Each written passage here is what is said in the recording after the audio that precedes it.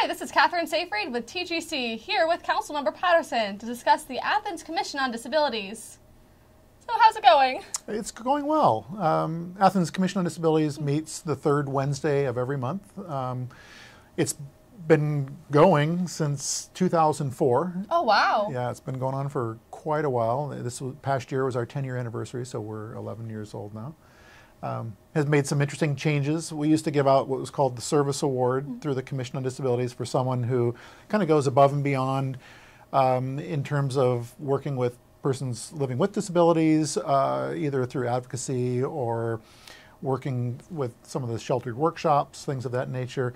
But it was always called the Service Award, and we thought, you know, we should kind of refocus it and raise it to a higher level of prominence in the city, because it is the only award that the city gives out. So we renamed it, retooled it. It's the Athena Award. And this year we're going to give it out at one of our major events, kind of unveil it for the first time. So big change in 2015. What kind of events are you planning for the rest of the year? We've got our two major ones, and they're combined together. We have what's called Challenge by Choice, where the commission reaches out to either business owners or city administrators, university administrators, people who kind of have a higher level, high level profile, face recognition throughout the city, and we ask them to partake in taking on a disability simulation. We have several different simulations that we use. We have simulations to where the individual may have physical immobility. They might be in a wheelchair, or they may be confined in a way that could parallel what someone living with Parkinson's with motor deficits might experience. We also have visual and auditory simulations that we do where someone's not able to hear, or someone is going to have limited eyesight.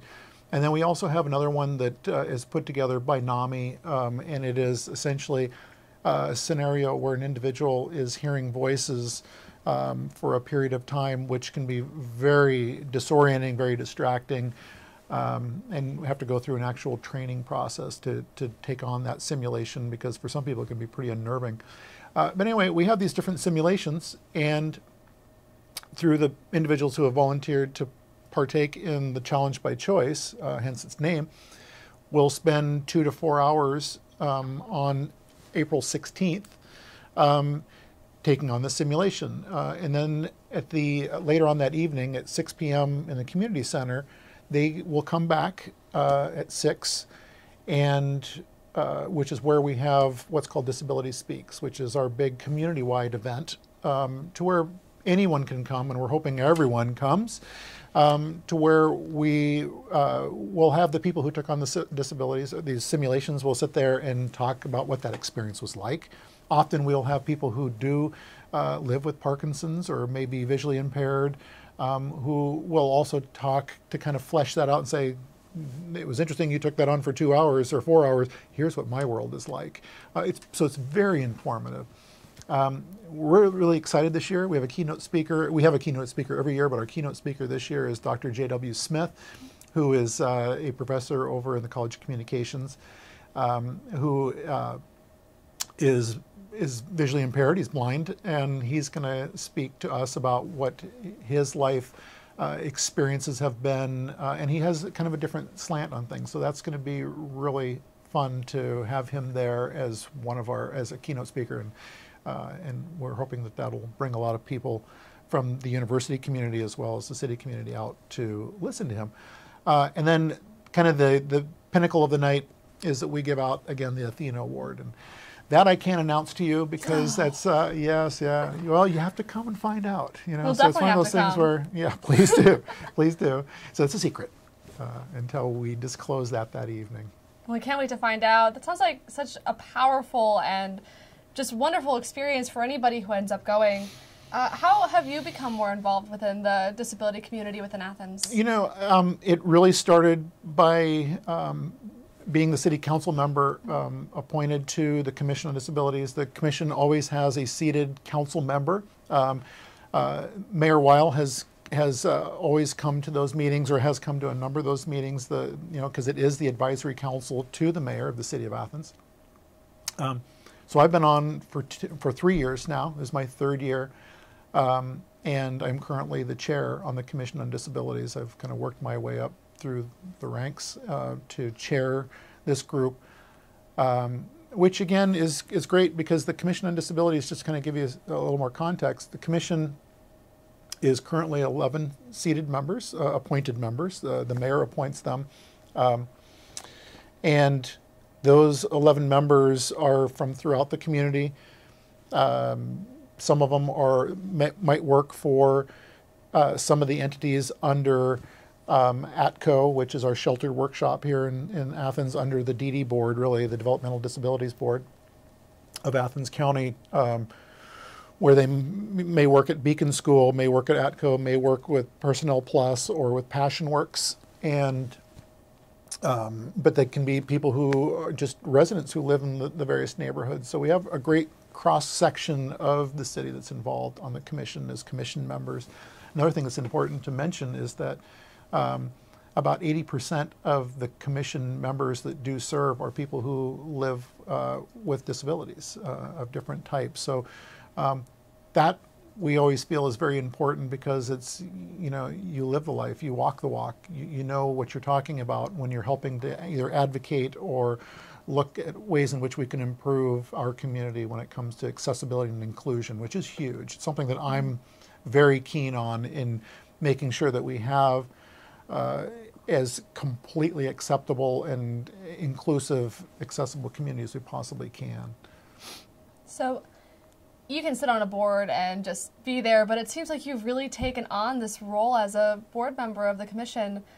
Why is this commission so important to you? A number of reasons. I think probably the most profound is as a young child growing up, I had a milder form of dyslexia, to where for me, I would sit there and juxtapose words: was, saw was, this was that, so on and so forth. But as a young child, you kind of learned workarounds for things like that. However, the interesting thing was, and I vividly remember this as a child growing up in the school system in the city in which I lived or grew up, is that there's a lot of stigma that can be set upon someone's shoulders as a young child, where you're sitting there kind of being singled out, and now you have to go into the slower reading group or whatever. And I so remember that, and it's something that, again, I've learned to overcome. I remember early on having a 5th grade teacher conferencing, having a conference with parent-teacher conference, and that teacher looking at my parents saying, you might want to look at him going into a trade school when he is, when he gets older, because of his reading ability or whatever. And it was so fascinating for me to hear at that time, to where it was just kind of like, I'll show you. And you did. Quite honestly, when I ended up graduating with my PhD in health psychology, one of the first people I sent that diploma to was that individual. It's like, but again, you knowing and recognizing what that was like for me as a child gave me, I can think, a different perspective. I don't know what it's like to live with Parkinson's. I don't know what it's like to have a spinal cord injury to where I might be left in a paraplegic state. I don't know what it's like to live with cerebral palsy, but I do have some sense as to what it's like to be subjected to various, stigmatizing stereotypes, and so therefore that's why I'm involved on the Commission on Disabilities. Thank you so much for sharing that with us. Absolutely. So switching back to what the Commission does as a whole, how does the Commission make life easier for those in Athens who do have disabilities? Well, one of the things we do is we do advocacy work. Again, people can reach out to us and say, I have a lot of difficulties finding a parking space in the city. It can be anywhere. It can be at a business. It can be in a city space. I hope not. And we don't get very many of those, but in a city accessible parking space. But we will help advocate and find solutions to things that they're dealing with. One of the big things that we're hearing more and more of is everyone has seen and knows that we have accessible parking spaces in most of our businesses and here in the city, in the parking garage, and a number of our metered spaces. But the city currently only has one van-only accessible space. That's rare, too, by the way. There's nothing within ADA guidelines, nor in Ohio Revised Code, that says you have to have van-only parking spaces. What it does say, though, is that for every X number of accessible parking spaces in a parking lot, there should also be X number of van accessible spaces. But what we hear a lot are people who might, park over the blue line in a van accessible space, or, we've even seen this to where someone might be on a heavy snow day clearing snow and moving it around, and for whatever reason they think it's okay to put snow in an accessible parking space. And so it's helping to educate and heighten the awareness of everyone in the city when it comes to making sure that we're inclusive, making sure that we're accessible.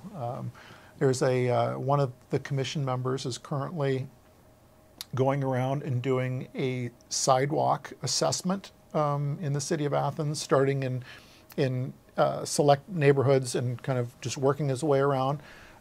Individual lives with cerebral palsy and so is in a motorized wheelchair, and so he's going around and cataloging areas where he himself in his motorized wheelchair, he's noticing, I have difficulty getting up over this heaved sidewalk or a crack, or getting down through a curb cut because I get to the bottom of the curb cut but my wheels are getting stuck because there's a trough down there or something like that. Things that you and I or anybody who's temporarily able-bodied, which is what we all are, anybody who's doesn't have a disability, you won't see those. You're kind of oblivious to a lot of these, right? And so he's helping to catalog those, which I think is going to be very helpful because he's looking at it, the Athens community through his lens, which is different than mine.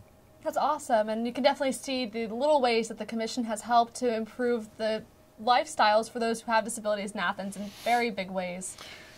So how does the Commission work with the Developmental Board of Disabilities? Well, it's very, we're two different entities completely. The Athens County Developmental Disabilities Board, that's overseeing the entire county. Again, I mentioned Beacon School and a lot of other services, like I said, Personal Plus, ATCO, Passion Works, in the Beacon School. And so we work together somewhat in that there's an event that just took place a week ago, which is the Disabilities Awareness Festival. So we help partner, as do a lot of other entities, partner with that festival, but it's helping to support and raise awareness and also communicating. We currently have a member on the commission who is also the executive director or the interim executive director for the Athens County DD Board, which is Mary Alice Turner, Dr. Mary Alice Turner. And so that's kind of great that we've got a liaison, someone who kind of straddles both and keeps us all engaged and informed as to what each other is doing. Again, and we certainly collaborate with the Disability Speaks as well as Challenge by Choice between the two. That's great. Is there anything else about the commission that you'd like to add? No, other than we're always, we have vacancies come up every now and then, and so we're always looking for, new members. If a seat does become vacated, that we're looking for others. I do need to give a rather loud shout out to Representative Debbie Phillips. Debbie Phillips was one of several people who spearheaded this back in 2003, 2004 to make the Commission on Disabilities be what it is. And just to say that it's grown, we've tasked ourselves with some bigger issues in moving forward, and we're in a very engaged group. And you can look at us, look at the board member structure at the Athens City website under the Commission on Disabilities, if anybody chooses to go out and look at some of the things that we've done, some of the things that we do, and what our structure is. So I encourage everyone to do so. Please come April 16th at 6 p.m. from 6 to 8 for Disability Speaks.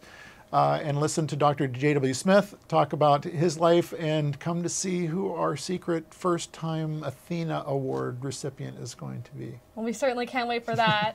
If you'd like more information on the Commission on Disabilities, you can contact Steve Patterson. Certainly. Or keep in touch with TGC, and we'll be posting updates as it gets closer to the events. Thank you. Thank you so much for speaking with us. Thanks for having me. Have a great day.